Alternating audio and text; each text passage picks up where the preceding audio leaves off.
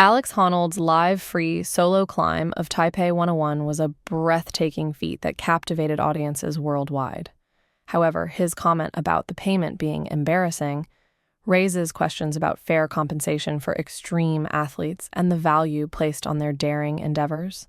It's surprising to hear that such a high-profile event didn't yield a more substantial reward for Honnold's incredible skill and risk-taking. Honnold's free solo climb of Taipei 101 was an extraordinary display of physical and mental prowess. The fact that he accomplished this feat without any safety equipment, relying solely on his skill and focus, is truly remarkable. It's no wonder the live broadcast captivated viewers worldwide as they witnessed his daring ascent up the towering skyscraper in real time. The sheer intensity and danger of the climb make Honnold's achievement all the more impressive. Yet even as fans and media celebrated the athletic feat, Honnold's comments about his remuneration shifted some of the focus behind the scenes. In an interview with the New York Times, Honnold was asked about how much he was paid for the stunt. His response? That the amount was an embarrassing amount, especially when compared to the 6- or 7-figure contracts earned by top professional athletes in mainstream sports.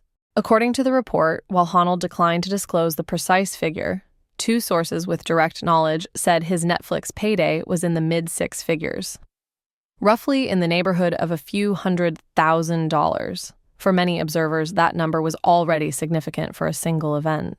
But for Honnold, it paled in comparison to the massive contracts seen in sports such as baseball, football, or basketball, where elite stars can earn tens of millions or even upwards of $100 million per season. Asked whether it was the biggest payday of his career, Honnold admitted it might be maybe, but quickly made clear that the money was not his motivation.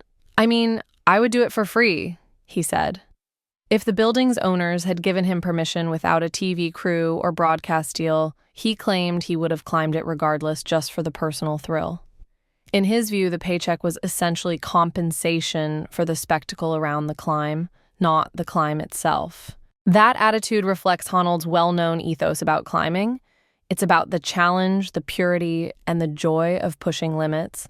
So for days, not the money.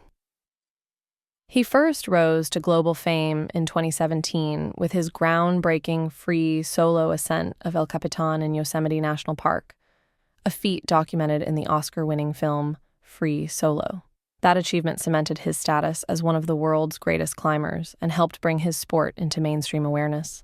Still, the disclosure of an embarrassing paycheck for Taipei 101 ignited discussion. Commentators and fans argued over what constitutes fair compensation for such a dangerous performance. On social platforms, some pointed out that while mid-6 figures may seem modest against MLB contracts, it's still a hefty sum for a single event, particularly for a niche sports person. Others suggested that Honnold's candid comments could make financial negotiations trickier in future deals. Despite the media conversation about money, the climb itself stands as another testament to Honnold's skill and daring. The event drew praise not only from climbing aficionados but also from international audiences and even Taiwanese political figures who celebrated the global spotlight the stunt brought to Taipei. Observers noted that the climb highlighted both Honnold's astonishing talent and the growing appeal of live-action programming on streaming platforms like Netflix. In the end, Honnold's embarrassing paycheck has become part of the story of his Taipei 101 climb, but not the defining part. For a man who has scaled some of the world's most formidable natural rock faces without a rope, the value of a paycheck is measured differently. As he put it, if he can climb something and and the opportunity simply presents itself, sometimes that's reward enough.